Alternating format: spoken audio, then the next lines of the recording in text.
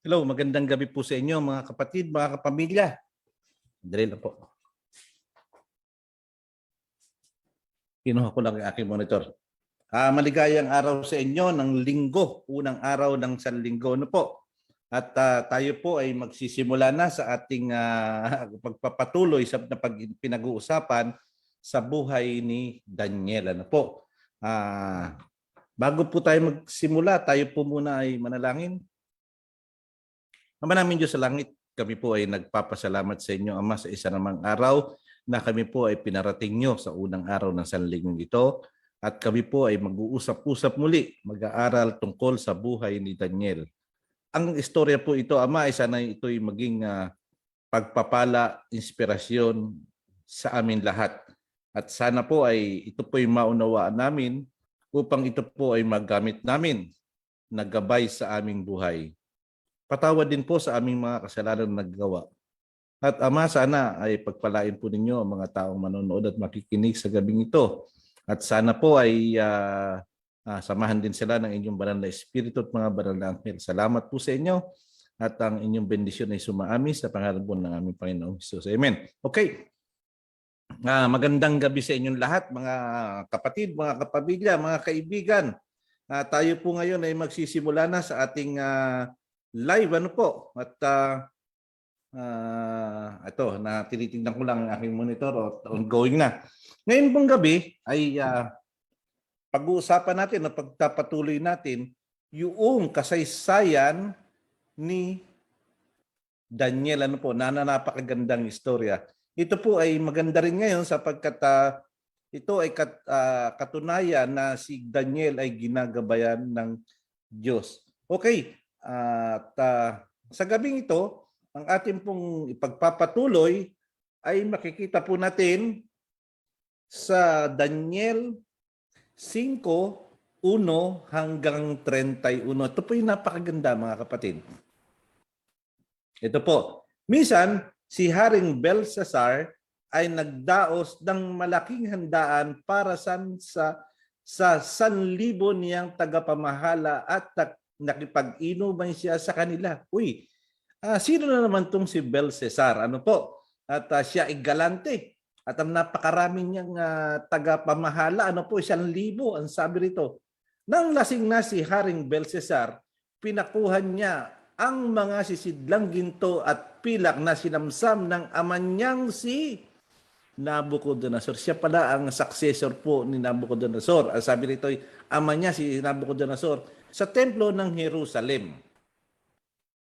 Pinakuha niya ang mga ito upang inuman niya at ng mga tagapamahala ng kaharian ng kanyang mga asawa. Hindi lang pala isa ang asawa nito. Ano po? Ang sabi rito yung mga at mga asawa ng lingkod.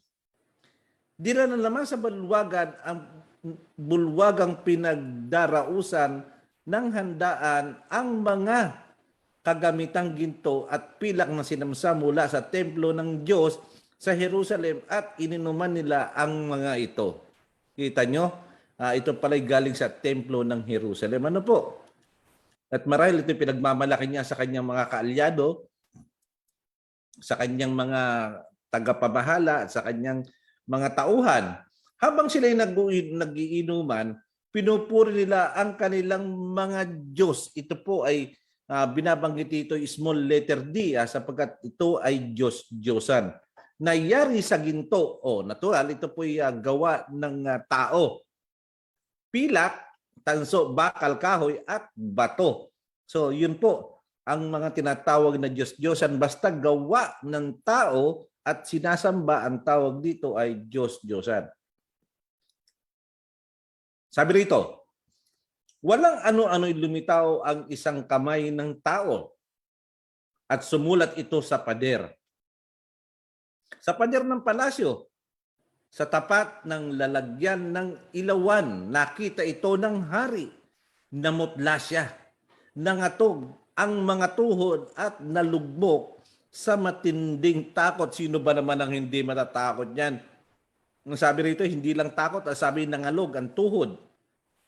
Paano hindi matatakot? Kita niyo sa picture, yung kamay Kamay lang, ano po, walang katawan, walang ulo, kundi kamay lang na nagsusulat, ang sabi rito, sa pader. Sumigaw siya. Dalhin dito ang mga enkantador, mga astrologo at mga manghuhula. Sinabi niya sa mga ito, sino mang makakabasa at makakapagpaliwanag sa nakasulat na ito ay bibihisan ko ng damit na kulay ube. Pag ikaw ay binihisan ng kulay ube, sabihin ikaw ay marangal na tao. Pukwintasan ko ng ginto. Sino ba yung nakakapagkwintas ng ginto lamang doon, kundi ang hari.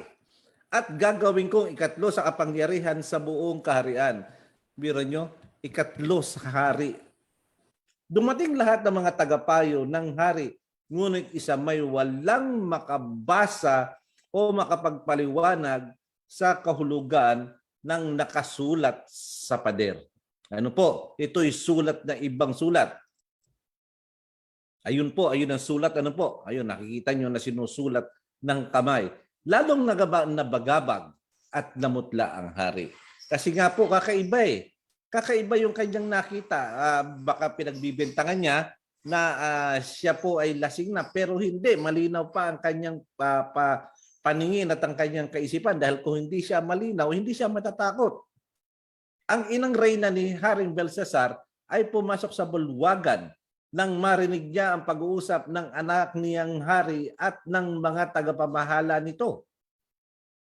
Sinabi niya, mabuhay ang anak kong hari, huwag kang mabagabag at mamutla sa takot. Kasi siguro nakita niya yung kanyang anak na namumutla na sa takot at nangangatog at nakikinig.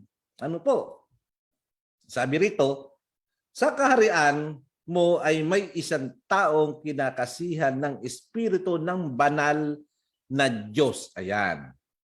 Noong panahon ng iyong amang si Nabucodonosor, nagpakita siya ng pambihirang katalinuhan. Yun, biro niyo sabi ng ina ni itong si Belsasar, kinakasihan ng espiritu ng banal na Diyos. Ayan. Sabi rito, pambihirang katalinuhan tulad ng katalinuhan ng mga Diyos. Pinantay pa yung Diyos na buhay sa mga Diyos ng Diyos nila, Diyos na Diyos-Diyosan. Ang lalaki yun ay hinirang noon ng iyong ama bilang pinuno ng mga salamangkero, mga enkantador, mga nakikipag-usap sa espiritu o sa mga espiritu at sa mga astrologo. Ano po? Siya ang pinuno. Ito pala si Daniel ay ginawang pinuno. Dahil sa pambihira niyang talino sa pagpapaliwanag ng mga panaginip at ng mga palaisipan at paglutas ng mabibigat na suliranin. Ano po? Ayan.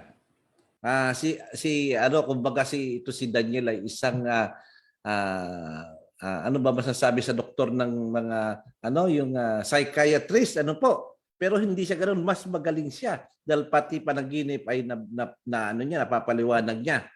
Ang lalaking yun ay si Daniel, ang sabi ng kanyang ina, na tinawag ng hari na Belsasar. Ipatawag mo siya at ipaliliwanag niya ito sa iyo. Ayan. Ngayon po, ito, iniharap nga ni Daniel sa hari, iniharap nga si Daniel sa hari. Sinabi nito kay Daniel, ikaw pala ang Daniel na kasama ng mga dinalang bihag ng aking amang hari. Siguro na ikwento na sa kanya yung nabihag mo na sila Daniel. Nabalitaan kong sumasa iyo ang espiritu ng banal na Diyos. Mayroon ka raw pambihirang talino at karunungan. Kita nyo? Iba pala ang iyong talino. Pambihira, sabihin meaning ay extraordinary. Ano po? Ang sulat na ito ay pinabasa ko na sa mga tagapayo at mga enkantador upang ipaliwanag sa akin. Ngunit, hindi nila ito magawa. Naalala niyo ba nung si Haring Nabucodonosor ang nanaginip? Ito rin ang mga tinawag eh. Enkantador, mahiko, ano pa ba? Yung astrologo, at kung ano-ano pa. Pero walang makapanaginip. Ito ngayon, doon sa anak, nangyari na naman, walang makapaliwanag. Pero ito'y hindi panaginip. Ito'y actual na nakita niya live na may kamay na nagsusulat na ganun. Okay? Ang sabi rito, nabalitaan ko na marunong kang magpaliwanag ng mga panaginip at lumutas ng mga palaisipan. Ngayon, ang sabi ni Haring Belshazzar, kung mababasa mo at may paliliwanag ang sulat na ito, bibihisan kita ng damit na kulay ube, yung royal suit siguro, royal robe. Kukwintasan kita ng ginto at gagawing ikatlo sa makapangyarihan sa aking kaharian. Dito po sa atin sa Pilipinas, ang pangatlo sa pinakamakapangyarihan sa pagkakaalam ko ay ang Senate President. Ano po? Kasi pag namatay ang presidente, ang uupong susunod ay yung Vice President. Pag ang Vice President ay aakyat sa pagiging presidente at ang papalit sa pagiging Vice President ay yung Senate President. Ano po? At pag yung Senate President, yan ang susunod. Ngayon, ang susunod sa Senate President na pinakamataas ay yung Speaker of the House ng Congress. Ngayon po ang pagkakasunod-sunod. Ano po? Sinabi ni Daniel sa hari, mahal na hari, wag na po ninyo akong bigyan ng anuman. Tinanggihan pala ni Daniel. Bigay na lamang po ninyo sa iba ang sinasabi ninyong gantimpala. Babasahin ko na lamang po at ipaliliwanag ang nakasulat. Ba't tinanggihan ni Daniel?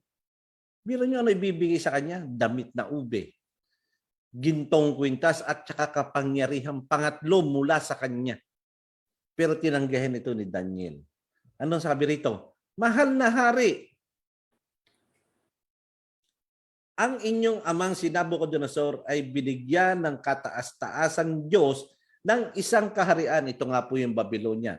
Niloob ng Diyos na siya ay maging makapangyarihan at binigyan siya ng karangalan. Nasabi ko naman po sa inyo na yung Babylonia ang isa sa hindi isa kundi siya ang pinakamakapangyarihan sa panahong yun. Ano po? Dahil sa kapangyarihan yun, lahat ng tao sa bawat bansa at wika ay nanginig at natakot sa harapan niya. Pinapapatay niya ang gusto niyang ipapatay. Ganyan po ang ugali ni Nabucodonosor. At iniligtas niya sa kamatayan ang nais niyang iligtas. Matindi ano po? Itinaas niya sa tungkulin ang gusto niyang taas at ibinababa naman ang gusto niyang ibaba. Kita niyo ang kapangyarihan ng tatay nitong si Belshazzar na si Haring Nabucodonosor. Ang sabi pa rito, ngunit nang siya'y naging palalo, sabihin mayabang, mapagmataas, matigas ang ulot at pangahas. Sabihin, pangahas, alam niyo naman, kundi ito po ay yung ginagawa ang lahat, pinapangasan niya ang hindi dapat. Ang sabi rito, inalis siya sa pagiging hari at nawala ang kanyang karangalan. Inihiwalay siya sa lipunan at nanirahang kasama ng maiilap na asno. Ang isip niya ay pinalitan ng isip ng hayop. Kumain siya ng damo tulad ng mga baka. Ganyan ang nangyari kay Haring Nabucodonosor. Ito'y tinalakay natin last Friday. Sa labas siya natutulog at dooy nababasa ng hamog. Ganyan ang kanyang kalagayan hanggang sa kilalanin niya ang kataas-taasang Diyos ang namamahala sa kaharian ng mga tao at inilagay siya sa trono ng sinumang nais niya. Ayun, nakita nyo? Pagkaayaw ng Diyos, ang iyong, ano ba ang magandang ano? Pag hindi ka, gusto ka ng Diyos na alisin, ay aalisin ka. Sabi nga nung last time ay kahit na pinakaaba, ay ilalagay niya kung siya ang karapat-dapat. Okay, tuloy po natin ang basa. At bagaman alam ninyo ito, Haring Belshazzar, hindi kayo nagpapakumbaba. Sa halip ng mataas kayo, sa harap ng Panginoon ng kalangitan, kasi nga, alam niya na may tunay na Diyos, pero siya ay nagpagawa pa rin ng, ano sabi kanina, ginto, pilak, tanso, bakal at sementong Diyos-Diyosan. Alam niya, pero matigas pa rin ang kanyang ulo. Marami sa ating ganyan, mga kapatid. Mga kaibigan, marami sa ating ganyan na sinasabi sa utos na huwag kang gagawa ng anuman larawan inanyuan. Ano po? Pero anong ginagawa? Sabi nga huwag niyong sasambahin paglilingkuran o dadasalan ang sabi. Ang sabi, huwag. Sapagkat ako ang Diyos nyo na Diyos ng mapanibughuin, ang sabi sa Exodus. Sa Ten Commandments po ito, ibig sabihin ng mapanibughuin ay siloso. Bakit ka nga naman magdadasal sa hindi tunay na Diyos? Samantalang ako ang nandito na tunay na Diyos. Pwede mo akong tawagan, pakikinggan kita. Pero bakit ka magdadasal doon sa hindi o sa walang pakinig? Kita nyo? Sa walang alam, kasi nga ito ay ginto, pilak, tanso, bakal at bato. Wala silang alam. Kaya ang Diyos ay nagsiselos. Ano po? Kaya nga, ang sabi rito, sa halip nagmamataas kayo sa harapan ng Panginoon ng kalangitan. Ipinanukala nyo ang mga sisidlang mula sa kanyang templo at ininuman nyo at inyong mga tagapamahala yung banal na bagay. Ano po? Yung mga banal na bagay, pinakailaman mo pa, Haring Belshazzar. Ang sabi, pinakailaman pa, ano pang ginawa nyo? Pinag-inuman nyo, nilagyan nyo ng alak at pati kasamaan mo, ikaw ay promotor doon. Ganito. Sabi pa ni Daniel, bukod doon, sumamba kayo sa mga Diyos ninyong yari sa ginto. Ito yung sinasabi ko kanina. Pilak, tanso, bakal, kahoy at bato. Hindi ko nabanggit kanina yung kahoy. Meron pa palang kahoy na nangyayari po ngayon. Ano? Naintindihan nyo? Nangyayari po ngayon. Sorry doon sa mga kapatid nating Katoliko, pero ito po ang nakasulat. Hindi ko po inimbento to. Kung meron kayong mga Biblia niyan, basahin nyo. Kahit Biblia ng Katoliko na tinatawag na apocryphal. Catholic Bible po ang tawag doon. Basahin nyo, ito po ay nandoon. Pasensya na po, pero ito'y binabasa ko lang. At ito marahil ay isang panawagan sa inyo. Hindi naman inaalis na kayo'y maging Katoliko. Kung yan ang nais nyong aniban, hindi po namin inaalis. Ang sinasabi lang namin po, yung ayaw ng Diyos na gawin ng mga tao at sumuway sa kanyang utos. Kung ito po ay nadidinig nyo, marahil ito ay katok ng banal na Espiritu sa inyo. Okay, pagpatuloy po natin. Mga Diyos na hindi nakakakita, tanyo? Hindi nakakarinig, hindi nakakaunawa man. At ang Diyos na nagbibigay at nagtatakda ng iyong buhay ay hindi nyo pinaparangalan. Tayo po ba? Kapag tayo ay aalis, sino ba ang tinatawagan natin bago tayo umalis? Kanino ba tayo nagtatagubilin? Isipin po natin, ito po ipanawagan sa inyo. Hindi po ako nagmamalinis. Ito'y binabasa ko lang. Hindi po ako nagmamalaki o nagmamatalino. Ito po ay binasa ko at ako'y naliwanagan dito. Ano? Nakita nyo? Sino ba ang pinaparangalan natin? Kung minsan nag-aalay pa tayo ng bulaklak. Hinisindihan pa natin ng kandila. Ano? Na hindi kailangan ng ating tunay na Diyos, Diyos na buhay. Ang kailangan lang natin ay magpasalamat sa Kanya, purihin Siya, humingi ng tawad, at humingi ng pangangailangan. Bagamat alam na ng Diyos ang ating pangangailangan, ang gusto niya lang, tayo ay tumatawag sa Kanya. Kasi kung minsan naaalala lang natin ng Diyos tuwing tayo may problema, tuwing tayo nagkakasakit, kung tuwing tayo may mga bagay na kinalulungkot, kung tuwing bagay na tayo magdaramdam, tsaka lang natin naaalala ang Diyos. Sana po ay nauunawaan nyo. At ang naghahari sana sa inyo ngayon ay hindi pagkainis sa sinasabi ko, kundi pagkatuwa sapagkat nakarating sa inyong pandinig ang sinasabing ito. Diretso po natin ang basa. Kaya pinadala niya ang kamay na iyon at pinasulat sa dingding ng inyong palasyo. Ito po yung sulat. Ito ang nakasulat. Mene, mene, tekel, persid. Ito po ang kahulugan. Sabi niya, ito naman ang kahulugan. Mene, nabibilang na ang araw ng iyong paghahari sapagkat wawasakin na ito ng Diyos. Ito po ang sinabi ng sulat. Aalisin ka na, Haring Belshazzar. Anong ibig sabihin ng tekel? Tinimbang ka at napatunayang kulang. Hindi mo ginagampanan ang iyong pagkahari bagkus ikaw ay abusado. Yan po ang nakalagay.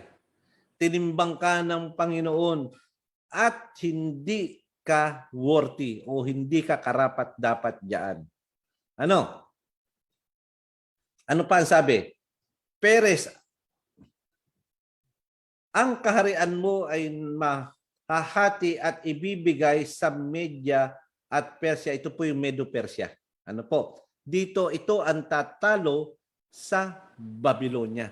Di ba? Sabi po nung napaginipan ni Haring Nabucodonosor, ang ulo ay ginto at pilak ang katawan, pati ang braso. Ito na po yung Medo-Persia. Inihuso si Haring Belshazzar. Nabihisan si Daniel at ng damit na kulay ube at kwintasan na yari sa dalisay na ginto.